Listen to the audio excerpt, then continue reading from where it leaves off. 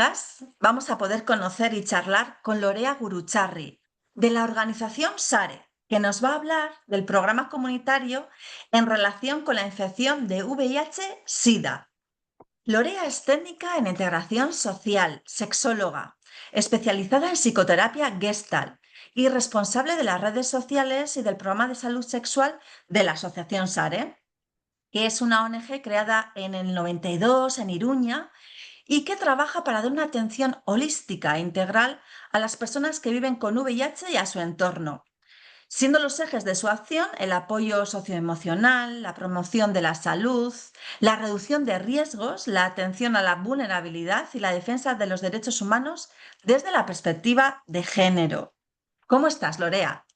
Bien, estoy bien. ¿Tú qué tal? Muy bien. ¿Tienes ganas de comentarnos un poco todos estos programas tan interesantes que hacéis en vuestra organización?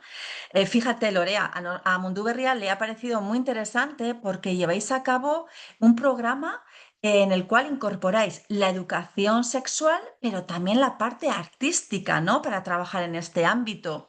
Pero vamos a comenzar quizás por lo más sencillo, que a veces genera muchas creencias erróneas y mitos. En Ujú. relación al VIH-Sida, cuéntanos, ¿es una enfermedad, la infección? Despéjanos estas dudas. Sí. Bueno, pues a ver, empezamos por lo que decías de si es una enfermedad, es una infección.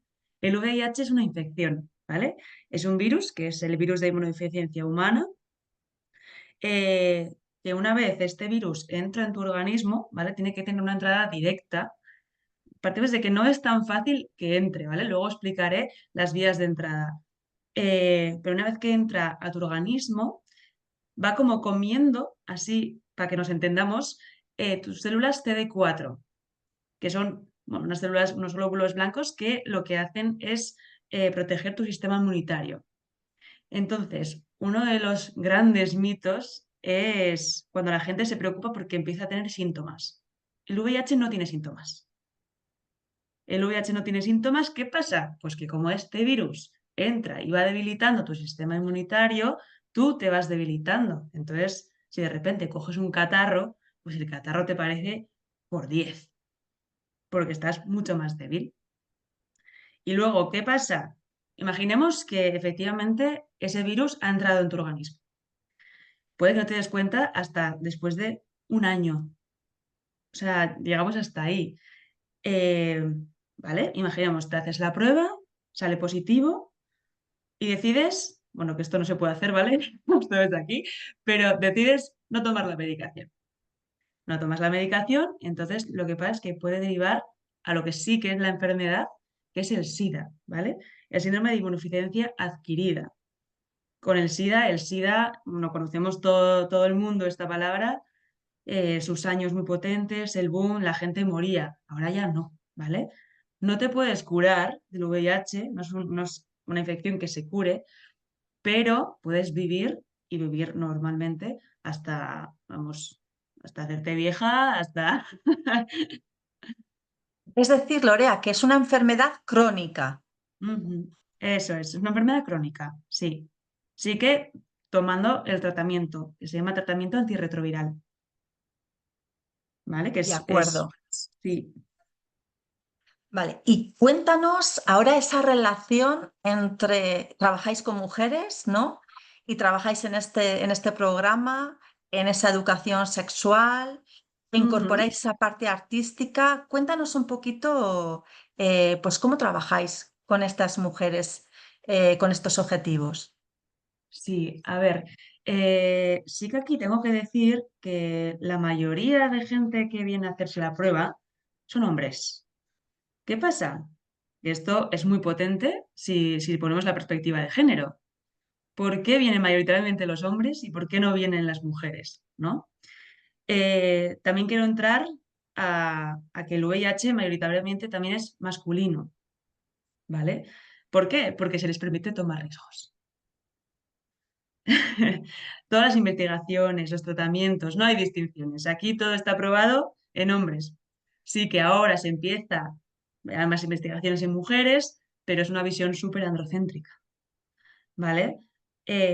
más que todo porque es que no hay ninguna visión a nuestros procesos vitales de las mujeres. Como solo somos hormonas, pues ya está, pues nos quitan de las investigaciones. Y no va así, es todo lo contrario, ¿no? ¿Y qué pasa? Pues no es lo mismo cuando eres joven que cuando tienes la menopausia, que cuando ya entras en la tercera edad, ¿no?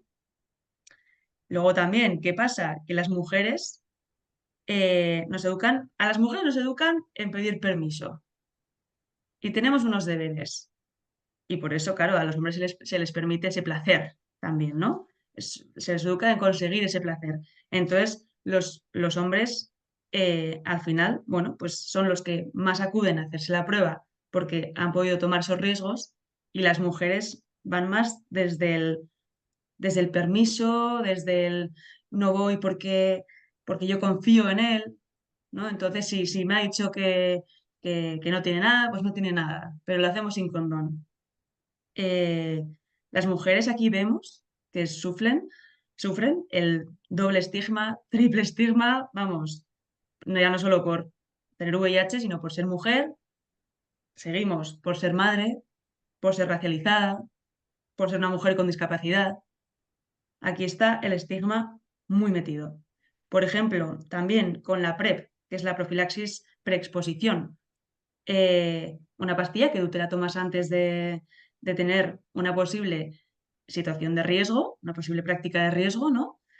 Bueno, ¿qué pasa? Pues aquí que las mujeres están fuera de.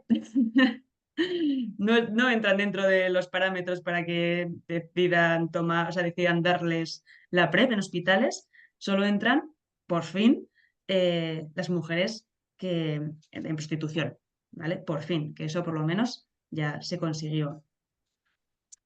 Sí que se intentó hacer un tipo anillo vaginal que sirva como anticonceptivo y PrEP, pero nada, desestimado total. Entonces, claro, luego a nivel más emocional, cuando el resultado es positivo. Bueno, aquí viene, claro, el resultado positivo tiene un impacto a nivel social y psicológico que, bueno, pues que lleva a una persona a sentir que no es suficiente, o que nunca va a encontrar a nadie que le quiera, renuncia mucho. O sea, siendo mujer esto, pues vaya ola, claro. Es más, puede provocar aislamiento afectivo y pérdida del deseo, no por el VIH como tal, sino por ese estigma del que te hablaba. Luego también, pues, y si se enteran, eh, pensarán que soy promiscua. ¿Quién me querrá? Tengo algo malo que me va a acompañar toda la vida. La culpa, la gran culpa que tenemos las mujeres. ¿Cómo voy a tener ahora relaciones sexuales? ¿Podré tener hijos? Todo esto es algo que llevamos dentro. Quería hablar también de la culpa, porque la culpa, bueno, la culpa es necesaria, ¿no? Muchas veces cuando hacemos algo mal, pues sentirnos culpables. ¿Qué pasa? Que eh, las mujeres la culpa la llevamos muy intrapersonal, ¿vale? Es como, yo no es que haya hecho nada, sino que me siento culpable simplemente por mí misma, me voy ahí autocomiendo, ¿vale? Entonces yo no he hecho nada, pero esa culpa es la que estamos ahí arraigadas. Eh, que también quiero decir que las mujeres tenemos una herencia sentimental y de creencias y patrones agarrados a nuestro cuerpo. Aparte de la culpa, la promiscuidad, el tener que ser femenina, el que dirán, el tener que complacer, el no cuestionar. Y claro, es una Qué herencia. interesante. Lorea, Sí. todo lo que nos estás comentando nos abre, desde luego, la necesidad, ¿no? De esa incorporación de esa perspectiva de género barra feminista, ¿no? Como, Ujú. como lo señalamos. Yo me estaba Sí. dando cuenta que yo misma, también dentro de mi formación, en parte como psicóloga general sanitaria, que he recibido formación específica en esto que estás señalando, lo que tú estás comentando, ¿no? Que no se señalaba, no se hablaba de esa necesidad de incorporar esa perspectiva de género, no se hablaba de los datos relacionados con las mujeres, ¿no? Se habla sin esa, o se hace hincapié en esa perspectiva androcéntrica. Así que qué Ujú. importante lo que nos estás señalando y sobre todo ahora hablando emocionalmente de la culpa, ¿no? Cómo la culpa Ujú. nos atraviesa. ¿Y querías profundizar en esto? Y cuéntanos, Lorea, profundizando en este sentimiento de culpa, ¿qué querías señalar? sí, que toda esta herencia, ¿no? Sentimental, que aparte de la culpa, lo que he comentado, la promiscuidad, el tener que el estar ahí, no voy a cuidar, voy a ser la, la salvadora, ¿no? De este ser masculino, nos puede exponer a situaciones de violencia. Pues, por ejemplo, pues, prácticas sexuales que pueda asumir. Si yo tengo miedo a proponer, que pedir que el otro se ponga el condón, me voy a callar. ¿Por qué? Porque igual si le digo que se ponga el condón, pues ya me dice que os pone cara rara, de pero ¿qué dices? Pero si es que así no noto nada, porque claro, esta herencia también les va a ellos. Esta herencia patriarcal también les va a ellos. Porque no es verdad que no notes nada, no es verdad que te la baje. No, todo esto, claro, entra y es la típica historia de profecía autocumplida. Claro, ¿tú te lo crees? No, no va así. Y claro, pues al final tienen una práctica de riesgo con una entrada directa, ¿vale? Es la penetración sin preservativo, una de las prácticas de riesgo. Sí que quiero aclarar que últimamente estoy escuchando mucho en los medios de comunicación, en las entrevistas que nos hacen las radios, sobre la juventud, de que inconsciente, que con toda la información que tienen y cada vez suben más los casos, no es que no sepan que existen los condones. Bueno, sepamos, claro, que yo tengo aquí 24 años. No es que sepamos, no es que no sepamos que existen los condones, sino que hay un trasfondo, que es el que os estoy contando, que va mucho más allá de ponerme un condón o no, ¿vale? Hay patrones de comportamiento, hay roles de género que las mujeres, vamos, desde pequeñas aprendemos que nuestro cuerpo tiene que gustar, que nuestro deseo es secundario, que cuidar es nuestra obligación y que nos cuiden, pues ya si hay tiempo y eso.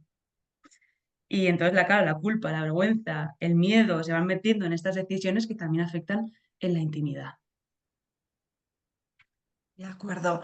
Lorea, muy importante lo que nos estás señalando. Entonces, ¿qué te parece si ya abordamos cómo trabajáis desde SARE Ujú, de forma práctica y en terreno con estas mujeres en este programa? ujú. Pues a ver, con estas mujeres lo que o sea, sí que lo hacemos con todo el mundo, pero el apoyo emocional está ahí 100%. Y sí que vemos que cuando vienen mujeres, es totalmente distinto el acompañamiento, ¿vale? Va mucho más de que o sea, necesitan mucho más cariñico, mucho más cariño, mucho más abrazo. Hay mucha soledad, porque el VIH en mujeres es muy invisible. Lo que comentábamos en investigaciones, ayer hablando con las compañeras decíamos, si, o sea, nos estamos preocupando porque están hormonando a los pollos, pero las hormonas de las mujeres no nos importa. Bueno, pues igual si nos comieran a las mujeres, ahí sí que les importaría.